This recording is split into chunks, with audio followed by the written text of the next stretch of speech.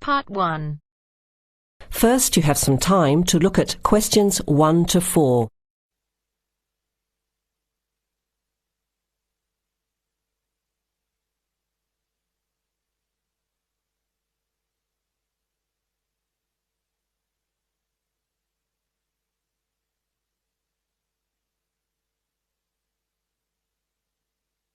You will hear the recording once only. Listen carefully to the conversation and answer questions 1 to 4. OK, who's next, please? I think I am. How can I help you? I just came in on flight 372 from Singapore at 11:30 and my luggage hasn't arrived. I've been waiting at the baggage claim for about half an hour now and everything seems to have come off the plane. The conveyor belt has stopped and all the passengers have gone. So I came here to find out what has happened to my bag. Can I see your ticket, please? Here it is. So you came from Hong Kong today and changed planes in Singapore, right? Yes, the connection in Singapore was a tight one. The plane got in late and I had to rush to get to the next flight. That's the problem right there. There wasn't enough time to get your bags onto the connecting flight. Normally, Singapore Airport is very efficient. Now, I need you to fill in these forms. Your name. Jenny Lee. Address. I guess you want my address here. I'm staying with relatives. Just a minute, I'll have to look it up. It looks like 583. No, it's 533 East 67th Street in Riverside. Do you have the phone number there? Yes, I do. It's 93014269. So you came in on Qantas flight 392. Do you know the number of the flight out of Hong Kong? Let me see. I think it was Cathay Pacific 900 or something. Oh yes, it says here, CX912. Before you hear the rest of the conversation, you have some time to look at questions 5 to 10.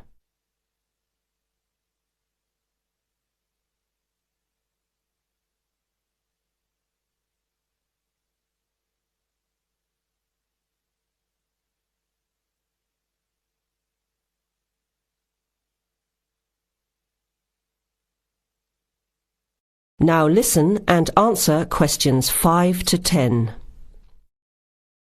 Right. Now, I need a description of the luggage. How many pieces did you check in? Just one. Can you describe it for me? Here is a picture to help you. Okay. It's a big bag, like this one. Rectangular. Not hard shell, but soft covered, and it has a zipper around the front. Is it black? No, sort of a grey colour. Any identification? Just a tag with my name on it. Any other features? Well, it has wheels and a retractable handle on the end, so you can pull it, as well as the handle in the middle. OK, that's fine. Now, if your bag missed the connection, I'm sure it'll be put on the next flight. I'll email Singapore as soon as I finish here. The next flight comes in at 17:50. That's 10 to 6 this evening. You can pick it up then. 10 to 6? That's too long to wait. Can I get my uncle to pick up the bag on his way home from work? Sorry, you have to be here yourself to clear customs. Of course, I almost forgot. Will the bag come here, to this desk? Yes. You pick it up here, then take it over to the customs area. By the way, don't forget to bring your passport. You will also need to have the key plus your ticket with a baggage claim number on it. Oh, okay. Guess I'll have to come back tomorrow then. It's lucky I packed everything I need for now in my carry-on bag. Yes, that's always a good idea. Be prepared.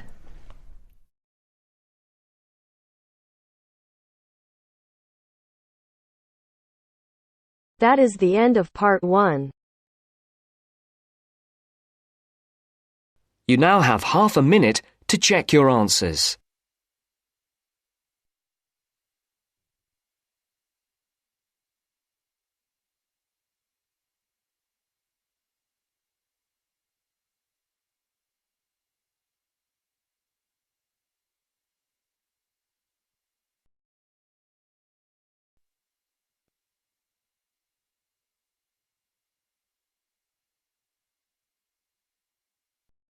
Now turns to part 2. Part 2. You'll hear a man talking about living and working on Trinidad. First, you have some time to look at questions 11 to 15.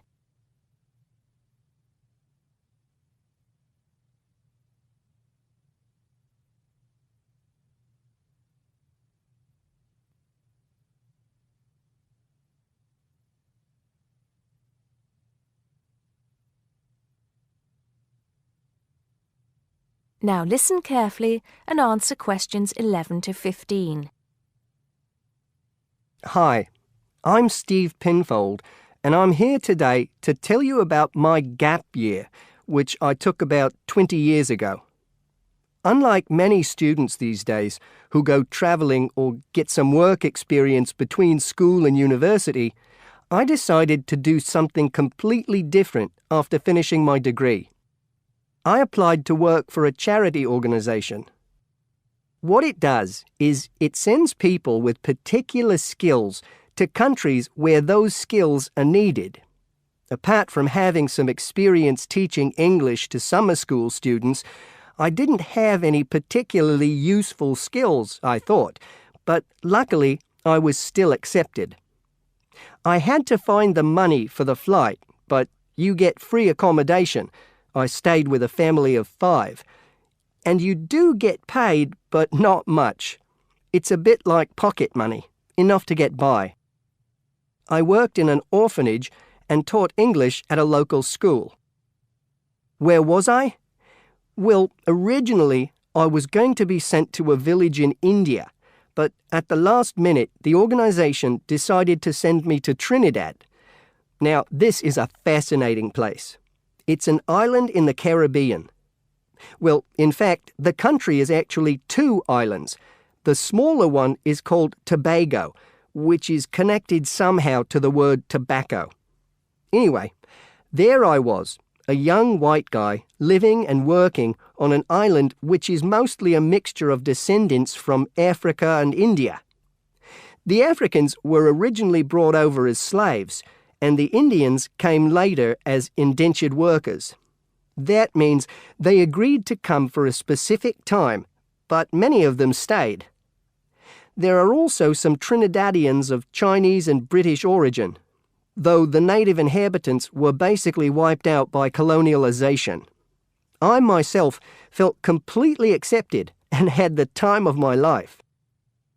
The language everyone speaks is English, so there was no problem for me there, but some concepts don't quite translate. They're pure Trinidadian. There's the term liming, for example, which means sitting around watching the world go by.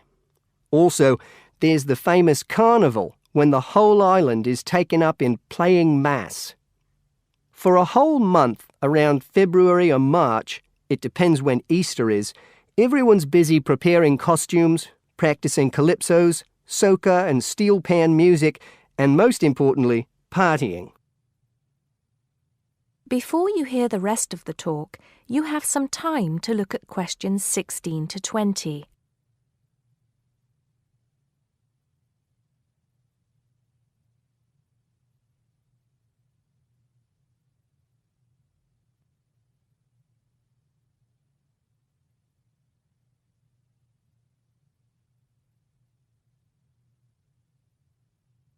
Now listen and answer questions 16 to 20. When the actual official carnival starts, it's days of 24-hour dancing in the streets. In Trinidad, it's called whining. You've probably seen this sort of thing on TV, in the more famous carnival in Rio, or even at the Notting Hill Carnival in London. Many people join bands, each one of which has a theme. For example, the sea or jungle fever, and they have costumes designed and made to go with the theme. These can cost $1,000 for the king and queen of each band. They're incredible. The whole city is a non-stop party zone full of colour and sound. It's serious too. The bands are in competition and the winner gets $1 million. Sorry, I got a bit carried away with those memories. Back to my real job there. The orphanage was called St. Augustine's, and that's also the name of the place where it was, St. Augustine, a town just outside the capital city, Port of Spain. I didn't have any particular job description, just to be with the children and tell stories, sing songs and play games. Oh, and we also went camping in the jungle once. I could tell you a few stories about that particular escapade. Every time I arrived at the gate, kids would come running towards me, shouting, with big smiles on their faces. The younger children seemed fascinated by my blonde hair and loved to touch it as if it was something miraculous. The English teaching I did 2 days a week in a primary school for 6 to 11-year-olds. The kids may have been poor, but they all wore neat and clean uniforms and were so respectful and enthusiastic. I've now been teaching for many years in different countries, and I still think those were the best students I've ever taught. What else did I do while I was there? I swam a lot. Can you imagine what it's like swimming with dolphins and with pelicans diving into the sea right next to you? More seriously, I trained to be a Samaritan. That's someone who listens and supports people who have problems with their lives. Overall, what I took from the experience was a sense of being in another culture, or rather cultures. As humans, we all share many characteristics, but we express ourselves in various ways. In Trinidad, there are lots of different communities and religions, and so many different kinds of festival to see. Hindu, Muslim, Christian, as well as some rather mysterious African traditions. There are quite a few Rastafarians too. Trinidad is, as Americans are fond of saying of their own country, a melting pot, where everybody is greeted warmly. Go and see for yourself. I'm not sure how it's changed since I was there, but I'd love to find out.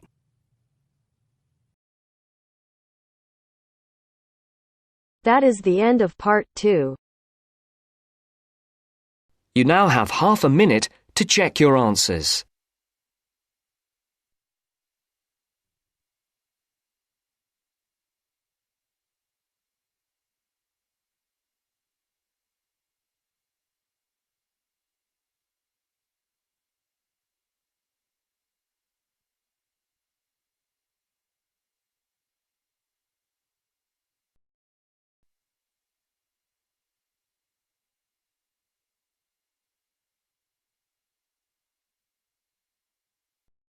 Now turns to part 3.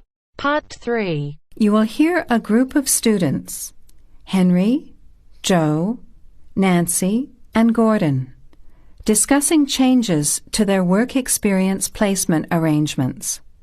First, you have some time to look at questions 21 to 26.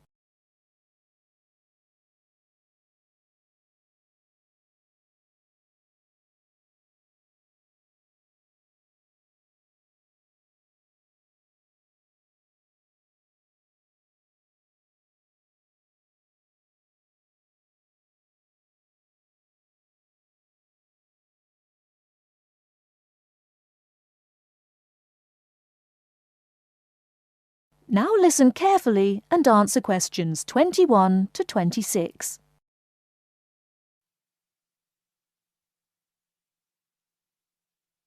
Look, there's the notice that Professor Jones told us he'd be putting up confirming the details of our work experience placements. But I thought that was already arranged.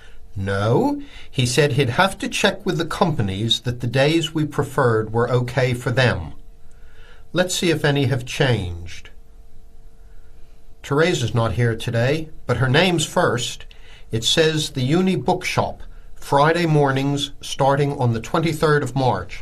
So nothing's changed. I'll let her know. What about Manuel? He's not here either. Is he still going to the music store in the high street? If it's mainly music, yes, he's still down for that on Friday afternoons starting on the 9th. The day's different. It's changed from Tuesday mornings, but that's okay. I'll tell him. He'll really enjoy listening to music all day. Now, where's my name? Henry. Here it is. I'm going to the beauty shop, and I said I preferred Thursday afternoons. Oh, good, that seems okay. And my start date hasn't changed either. Joe, what day did you opt for? I'm going to Highway Hotels on Monday mornings. Yes, that's okay. And starting on Monday the 12th of March. Oh, has that been changed? Okay, I was scheduled to start the week before. I'll just make a note of that. What about me, Henry? Have I still got the Explore Travel service on Wednesday mornings? Just a minute. Where's your name? Let's see. Nancy. Okay, here it is. Explore Travel on Wednesdays, yes, but afternoons, and starting date is Wednesday the 14th of March. Has the date changed? No, not the date, just the time, which is fine. I'll get to sleep in. You lazy thing, Nancy. Chris's name is next on the list. Gorgeous Gowns Fashions. What a name. Yes, it sounds good, doesn't it? I'm hoping he'll bring me some free samples. So, has he still got Wednesday mornings? Yes, Wednesday mornings starting on the 14th of March. Okay, I'll tell him when I see him tonight that his arrangements haven't changed. Gordon, what about you? I chose that software company that makes computer games. I can't remember its name, but I asked for Tuesday afternoons. Oh yes. Here it is. Games to go on Wednesday mornings. There's a note here saying they have their weekly staff meetings on Tuesday afternoons, so that wouldn't be much use to you. That's why they've changed it to Wednesdays, starting on the 21st of March, so you can see their working setup. OK, I'm glad they've changed it. I don't think I'd want to sit through a meeting every week. Before the conversation continues, you have some time to look at questions 27 to 30.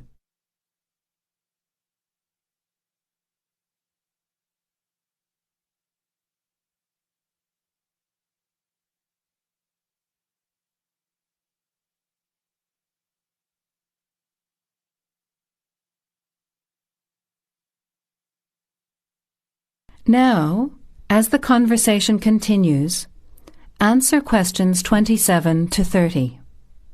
Can someone remind me what time we have to get to our placement in the afternoons? It says here, mornings start at 9 a.m. and afternoon sessions at 1 p.m. Oh, that's a shame. I thought Professor Jones was going to change it to 9:30 a.m. and 1:30 p.m. Yes, he did say that he'd try to make it later, but obviously that wasn't possible. By the way, just in case, what happens if we're ill or something and can't make it? Do we phone the college or the place we're going to? I think we have to phone the company first and then the college. Didn't you get the information sheet about work experience at our last seminar? No, I missed it because I had to go to the dentist. What else did it say? Well, we have to do a total of 24 hours altogether. So if we miss one of the arranged sessions, we have to organise another time to make up the hours. And he gave us details of the presentation we have to give about our work experience. Oh, really? What do we have to do? In week 10, we each have to give a presentation to the class about the company we've been with. It's 30% of our final mark for this subject, so it's going to be a lot of work. Yes, he's expecting us to do a lot of research while we're there so that we can outline the history of the company, its management structure, number of employees, other branches, etc. And he said we should use lots of visuals such as diagrams and flowcharts during the presentation. Yes, and we should also include what we did each week, the different departments of the company or positions that we observed, and try to relate what we saw to our studies so far.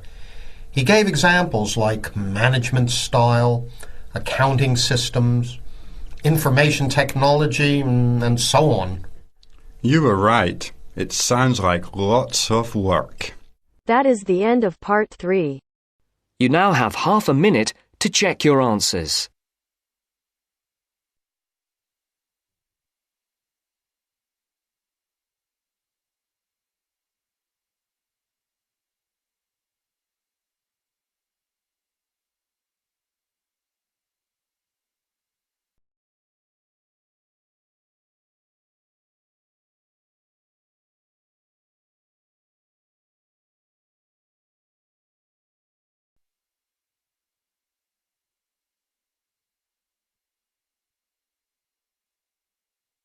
Now turns to part 4.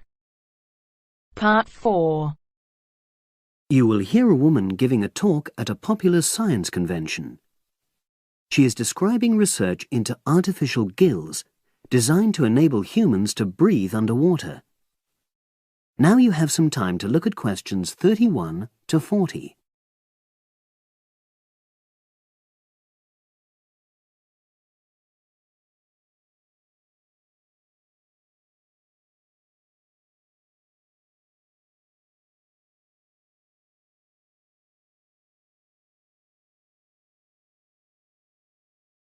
Now listen and answer questions 31 to 40. In my talk today, I'll be exploring the idea of artificial gills. I'll start by introducing the concept, giving some background and so forth, and then I'll go on to explain the technological applications, including a short, very simple experiment I conducted. Starting with the background. As everyone knows, all living creatures need oxygen to live. Mammals take in oxygen from the atmosphere by using their lungs, and fishes take oxygen from water by means of their gills, which of course in most fishes are located either side of their head. But human beings have always dreamt of being able to swim underwater like the fishes, breathing without the help of oxygen tanks. I don't know whether any of you have done any scuba diving, but it's a real pain having to use all that equipment. You need special training, and it's generally agreed that tanks are too heavy and big to enable most people to move and work comfortably underwater. So scientists are trying a different tack. Rather than humans carrying an oxygen supply as they go underwater, wouldn't it be possible to extract oxygen in situ? That is, directly from the water while swimming. In the 1960s, the famous underwater explorer Jacques Cousteau, for example, predicted that one day surgery could be used to equip humans with gills. He believed our lungs could be bypassed and we would learn to live underwater just as naturally as we live on land. But of course, most of us would prefer not to go to such extremes. I've been looking at some fairly simple technologies developed to extract oxygen from water, ways to produce a simple, practical artificial gill, enabling humans to live and breathe in water without harm. Now, how scientists and inventors went about this was to look at the way different animals handled this. Fairly obviously, they looked at the way fishes breathe, but also how they move down and float up to the surface using inflatable sacs called swim bladders. Scientists also looked at animals without gills, which use bubbles of air underwater, notably beetles. These insects contrive to stay underwater for long periods by breathing from this bubble, which they hold under their wing cases.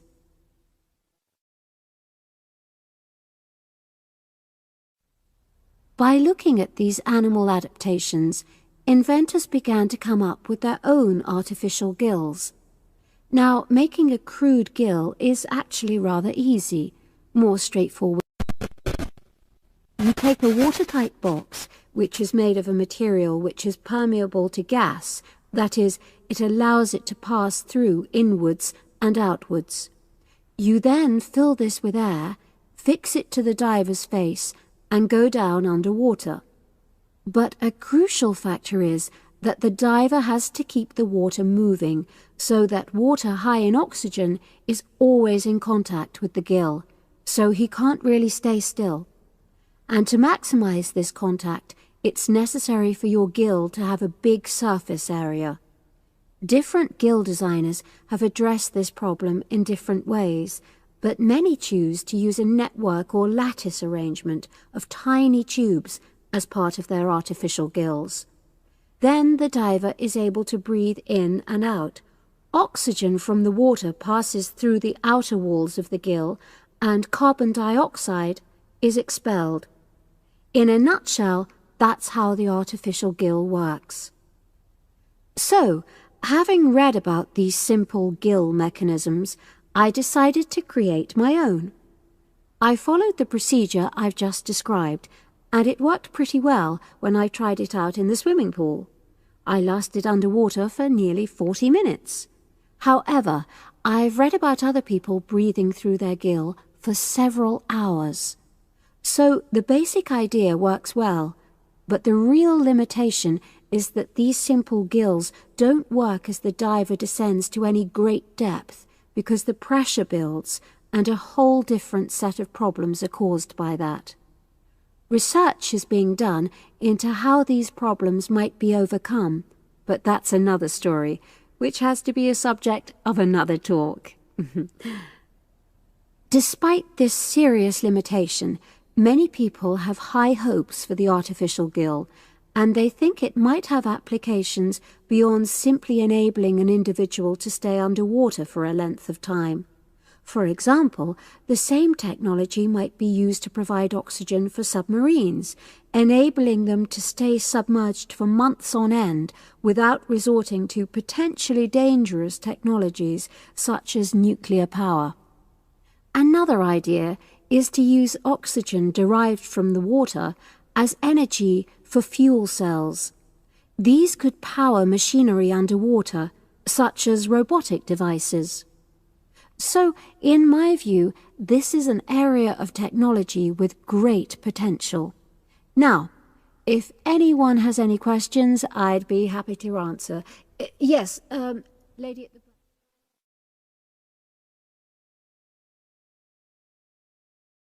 That is the end of part 4. You now have half a minute to check your answers.